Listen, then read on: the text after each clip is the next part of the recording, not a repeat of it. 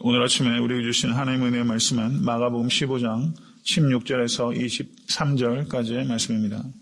다 같이 합독하도록 하겠습니다. 군병들이 예수를 끌고 브라이토리온이라는 뜰 안으로 들어가서 온 군대를 모으고 예수에게 자색 옷을 입히고 다시 면류관을 엮어 씌우고 이하여 가로되 유대인의 왕이여 평안할지어다 하고 갈대로 그의 머리를 치며 침을 뱉으며 꿇어 절하더라. 희롱을 다한 후 자색 옷을 벗기고 도로 그의 옷을 입히고 십자가에 못 박으려고 끌고 나가니라.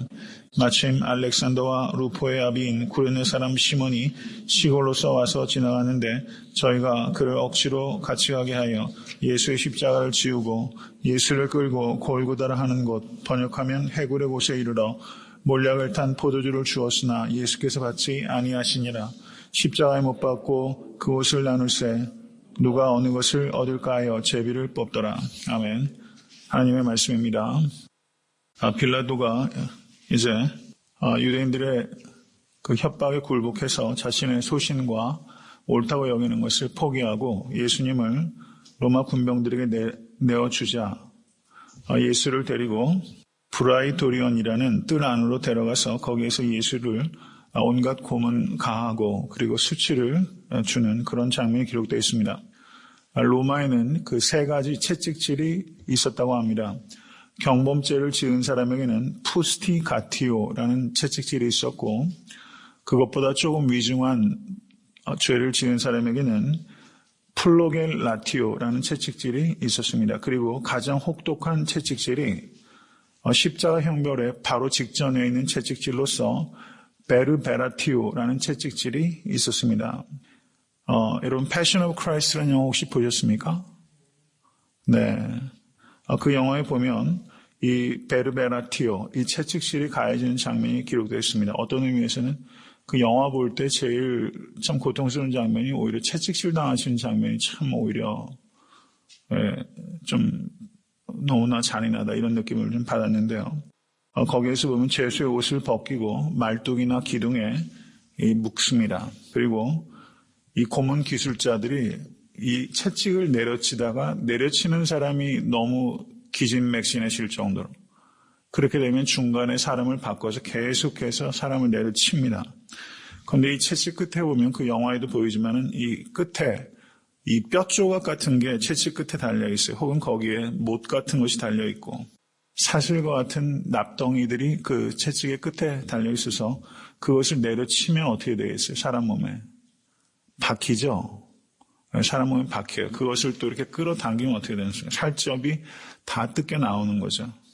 그래서 이 베르베라티오라는 채찍질을 당하게 되면 사람이 실신하는 건 예사고 그리고 많은 경우에 그 채찍질 자체에서 죽임을 당하는 일들이 있었다.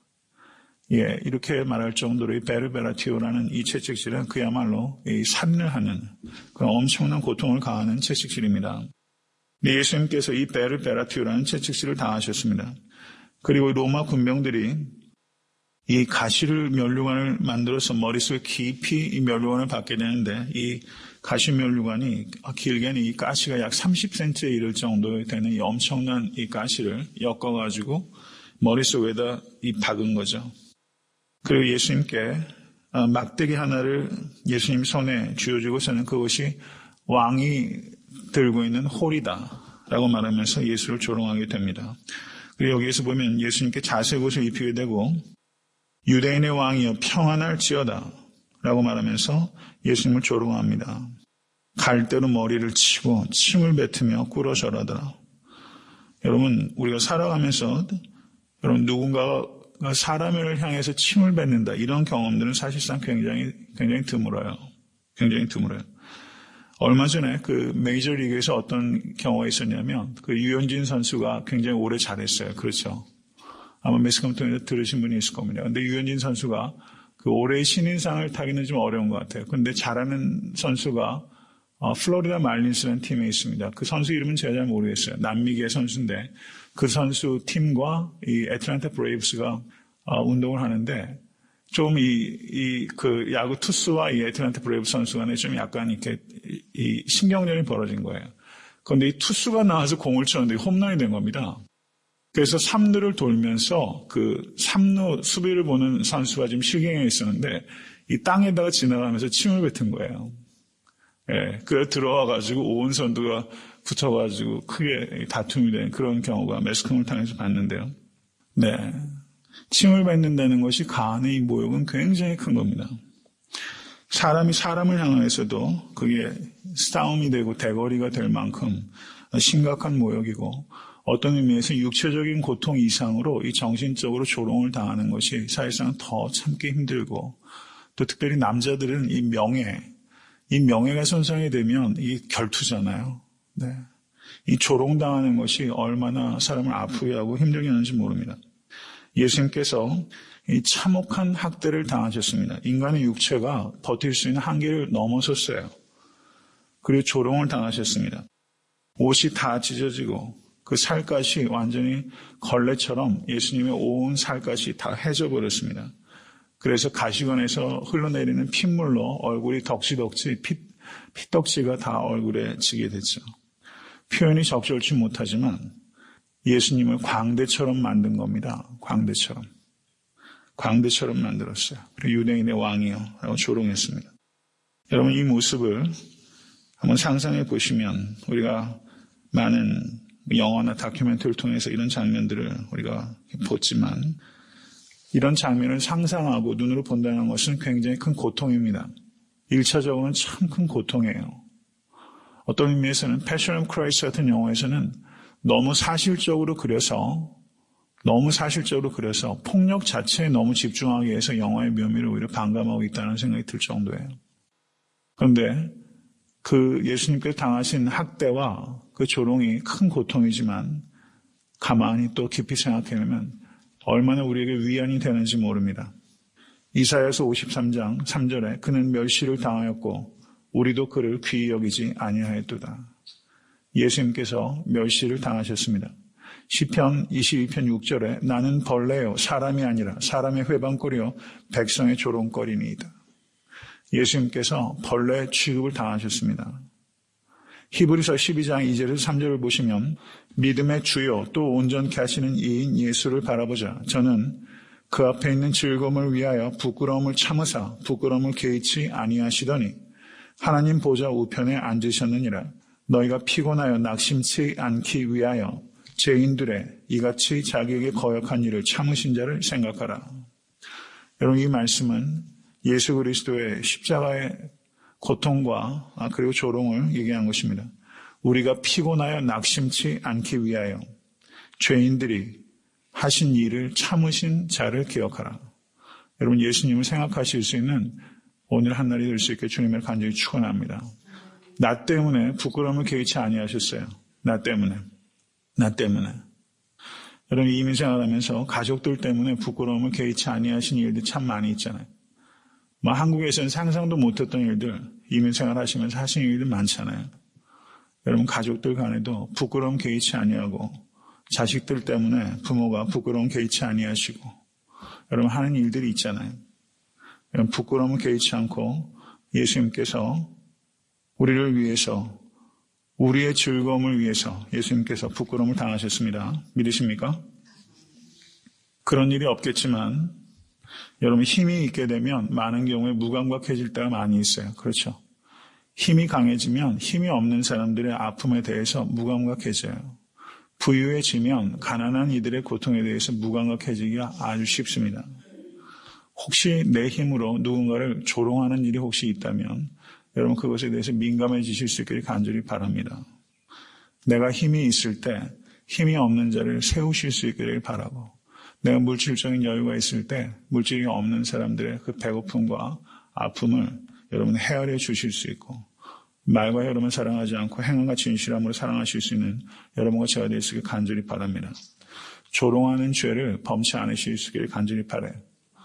여러분 싸우고 화가 나면 사람을 멸시하고 업신여기는 말들이 경멸하는 말들이 비하하는 말들 우리의 입에서 사실 나오잖아요. 멸시하잖아요.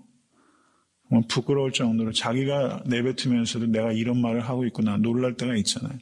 너무나 사람을 멸시하고 아주 그냥 얼굴에 침을 뱉는 일들을 우리가 할 경우 사실 있습니다. 여러분 다른 사람 조롱하지 않도록 여러분 항상 힘쓰시고 말에 절제가 있으실 수 있게 되기를 간절히 바랍니다. 예수님께서 이제 군병들에 의해서 골고다로 십자가를 지고 가셨습니다. 이 십자가형을 가게 되면은 여러분 그 영화를 보셔도 아시겠지만 4명의 군병이 이 십자가형을 당하는 사람을 이끌고 가요. 4명의 로마 군병이. 그런데 보통 그 대형이 있습니다. 스퀘어 모양으로 그 정사각형 모양으로 로마 군병이 십자가형을 당하는 사람을 이끌고 가게 됩니다. 그러면 이 꼭지점에 있는 로마 군병이 이 죄인의 그 무슨 죄인지를 나무로 편말을 들고서 제일 앞에 행진하게 됩니다. 그리고 나머지 이제 정사각형으로 만들어서 일종의 마름모 형태가 되어 있어서 이 죄수가 가운데 있게 되는 거죠. 그래서 이 편말이 나중에 십자가형에 달리게 되면 그 위에 붙게 되는 거예요. 보통 이렇게 됩니다. 그런데 골고다까지 가려면 길이 여러 루트가 있을 거 아니에요. 그렇죠? 그런데 이 로마 군병이 선택하는 길은 지름길이 아니라 가장 우회하는 길을 선택해서 골고다까지 가요. 가장 우회로입니다. 그러면 왜 가장 우회로를 하겠어요? 로마 군병들이 팔레스타인 사람들에게 경각심을 불러일으킨 거예요. 너희도 행여나 범죄를 하게 되면 이렇게 죽게 될 것이다. 이렇게 죽게 될 것이다. 말하는 일종의 인민재판이죠. 그래서 모든 가시적인 효과로 그냥 마을 사람들, 그 예루살렘 사람들에게 경각심과 그 위협을 가하는 거죠. 그래서 예수님께서 지금 골고다를 가실 때는 가장 우회로를 돌아서 돌고 가장 그 longest way로 지금 골고다에 올라가고 있는 것입니다. 그런데 지금 예수님께서 가장 혹독한 채찍질을 당하셨기 때문에 몸이 상할 대로 상한 상태입니다. 그래서 이 잔혹한 로마 군병들도 여러분 빨리 일을 마쳐야 가서 쉬잖아요. 그렇죠? 이 예수님이 불쌍해서가 아니라 이거 계속 일이 진행이 드뎌지니까 옆에 있던 구레네 시몬이라는 사람이 시골에서부터 왔는데 그 사람의 로마 군병이 억지로 예수님 십자가 지는 것을 같이 지도록 했습니다. 로마 군병이 이런 명령을 하게 되면 이 피지배 민족은 그것에 대해서 반대하고 거절할 수 있는 권한이 없어요. 그래서 억지로 지게 된 거예요. 억지로 지게 돼서 이 구레네 시몬이 예수님과 더불어 그 십자가를 같이 지고 가게 됩니다. 이 구레네 시몬은 6월절 순례를 위해서 예루살렘에 온 사람입니다. 여러분, 이 6월절 순례를 하기 위해서 멀리 예루살렘까지 오기 위해서는 평소에 돈을 많이 모았어야 됐을 거예요. 그렇죠? 이 순례 한번 하기 위해서 여러분 성지 순례 예루살렘 가보신 적 있으세요? 여러분, 우리도 뭐 어딘가 여행을 한번 할 때도 준비를 어떨 땐 1년, 2년도 하잖아요. 이 구레네 시몬은 이 예루살렘에서 자기 평생에 한번 예루살렘에 가서 한번 6월절을 지켜보고 싶은 마음으로 여러분 그렇게 준비를 해서 예루살렘에 온 거예요. 그런데 웅성웅성하면서 누군가 십자가의 가르목을 지고 가는데 무심코 호기심 가지고 거기 보다가 로마 군병에 탁 걸려가지고 십자가를 지고 거기를 가라고 한 거예요. 예, 여러분 한번 생각해 보십시오. 얼마나 황당했겠습니까? 내가 어떻게 지금 여기를 왔는데 이게 무슨 꼴을 당하는가? 속된 말로 말하면 재수 되게 없다 이런 날 있잖아요. 재수 완전 온팡지게 재수 없는 날이 된 거예요. 그걸 끌고서 지금 예수님과 같이 지금 골고다를 향해서 가게 됩니다. 근데 15장 21절 다시 한번 보십시오. 알렉산더와 루포의 아비인 이렇게 말하고 있어요. 알렉산더 루포의 아비인. 여러분 한번 생각해 보세요. 알렉산더 루포의 아비인. 왜 이렇게 구레네 시몬을 소개했을까요? 성경을 보시면 누구의 아비인 이렇게 소개하는 경우가 있습니까? 기억나는 게 딱 있으세요? 누구의 아비인. 뭐 구약이 하도 족보가 많으니까 누구누구의 아들이고 누구누구의 아들이고 이런 건 있지만 누구누구의 아비인 이렇게 소개되는 예가 그리고 성경에서는 거의 다 익명으로 나타나잖아요. 거의 익명이에요. 그렇죠. 이름으로 밝히는 경우 자체가 드물어요. 그런데 그 사람뿐만 아니라 그가 누구의 아비라는 이야기가 나오고 있어요. 이거는 알렉산더 루포가 초대 기독교 공동체에서 매우 사람들에게 알려진 교회 리더였다는 것을 의미하는 겁니다. 그렇게밖에 해석이 안 돼요. 마가복음은 특별히 그 이방인 공동체, 로마에 있는 기독교인들을 염두에 두고서 썼다 이렇게 보여지면 알렉산더 루포는 이 로마의 기독교인들에게 이름만 대면 알만한 사람이었던 거예요. 그리스도인이라는 겁니다. 그리스도인일 뿐만 아니라 리더예요. 이 구레네 시몬의 아들들이 교회의 리더가 된 거예요. 그런데 로마서 16장 13절을 한번 보십시오. 로마서 16장 13절. 다 같이 읽습니다. 주 안에서 택하심을 입은 루포와 그 어머니에게 문안하라. 그 어머니는 곧 내 어머니니라. 여기에서 루포라는 이름이 나와요. 이 마가복음이 로마에서 쓰여진, 그리고 그 로마에 있는 교인들에게 제1차적으로 쓰여있다 보여지고, 로마서는 로마에 있는 교인들에게 쓴 거예요. 사도 바울이. 근데 뭐라고 인사해요? 루포와 그 어머니에게 문안하라. 그러면 알렉산더 루포의 아비인 구레네 시몬, 이 루포와 이 루포는 같은 인물이라고 볼 만한 충분한 여지가 있죠. 그러면 이 구레네 시몬의 아내를 지금 사도 바울이 뭐라고 부르고 있어요? 그는 내 어머니라. 이렇게 부르고 있다는 것입니다. 여기에서 왜 굳이 예수님께서 억지로 예수님의 십자가를 억지로 같이 진 이 구레네 시몬의 이야기를 여기에 기록하고 있겠습니까? 구레네 시몬은 이 억지로 지고 간 이 십자가, 죄수 되게 없네 하고서 지었던 이 십자가가 구원의 십자가가 된 것입니다. 그리고 그의 아들들이 믿게 됐고, 믿을 뿐만 아니라 교회 리더가 됐고, 그리고 그 구레네 시몬의 아내요, 알렉산더 루포의 어미를 사도 바울이 내 어머니라고 말할 정도로 신앙의 명문가가 된 것입니다. 이게 신앙의 역설이에요. 여러분, 그러면 한번 생각해 보십시오. 이게 도대체 어떻게 가능한가? 여러분이 한번 구레네 시몬이라고 한번 생각해 보시고 그 상황을 한번 생각해 보세요. 로마 군병이 4명이 있고, 그리고 예수님께서 가운데 있고, 그리고 거기에 들어가서 예수님과 같이 이 십자가의 가로목입니다. 세로목은 땅에 박혀 있어요. 가로목만 들고 가는 거예요. 그거를 같이 낑낑거리면서 가면서, 여러분, 십자가를 지러 가는 길에, 그리고 십자가를 질 때 기적이 일어났습니까? 안 일어났습니까? 기적이 없었어요. 그러면 도대체 이 구레네 시몬은 뭘 본 겁니까? 온 몸이 피로 범벅이 돼가지고 인간적으로 볼 땐 탈진하다 못해 그냥 언제 숨이 넘어갈지 모르는 그런 상태에서는 헐떡이면서 이 십자가를 지고 가는 예수님은 최근접거리에서 봤잖아요. 어쩌면 예수님과 같이 몸이 부딪히면서 그 피가 자기 몸에 닿았을지도 몰라요. 예수의 피가 몸에 묻혀진 사람이라고 볼 수 있죠. 충분히 이렇게 이해할 수 있지 않겠습니까? 땅에 떨어지는 그 선혈을 가장 가까운 가운데서 본 사람이고, 예수님 발자국이 땅에 밟혀가는 그 발자국도 최근접에서 본 사람이에요. 누구든지 나를 따라오려는 자기를 부인하고 자기 십자가를 지고 나를 쫓을 것이니라. 이 말씀을 보면 이 구레네 시몬은 최근접에서 그것을 볼 수 있었던 사람이에요. 처음에는 이게 내가 어떻게 여기로 왔는데 이게 무슨 꼴인가? 라고 말하면서 화가 나고 로마 군병들을 hil게 쳐다보면서 막 억울한 걸 어떻게 하진 못했을 거예요. 그런데 지고 가다 보니까 어느 순간에 도대체 이 사람은 무슨 죄를 져서 이런 꼴을 당하나 예수님을 보는 순간 여러분 뭔가가 마음속에 천둥처럼 전율이 일어난 거예요. 예수님께 매료당했어요. 이제는 내가 왜 이런 꼴을 당했나라는 생각이 안 들어요. 이 사람은 왜 이런 일을 당하고 있나 생각이 바뀌었을 거라고요.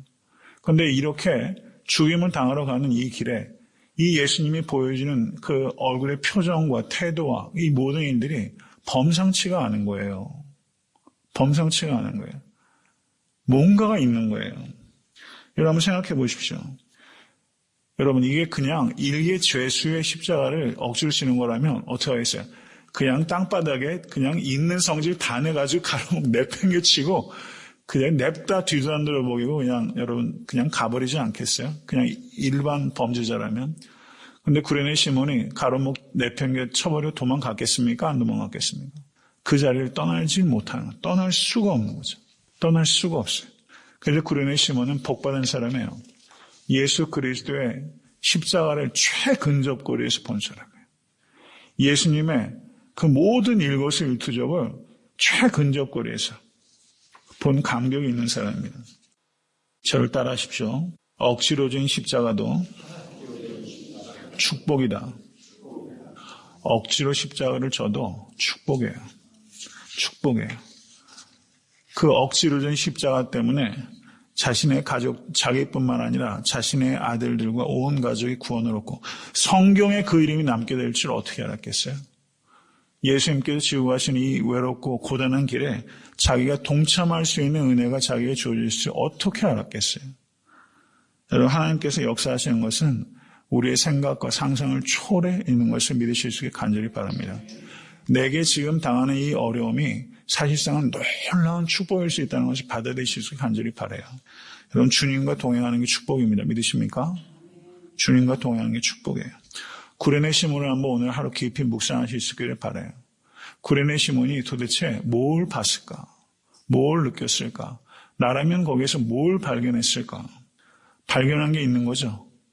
그러니까 구레네 시몬이 이렇게 변화된 것이죠. 여러분, 예수님을 깊이 만나신 여러분과 제가 될 수 있기를 간절히 바랍니다.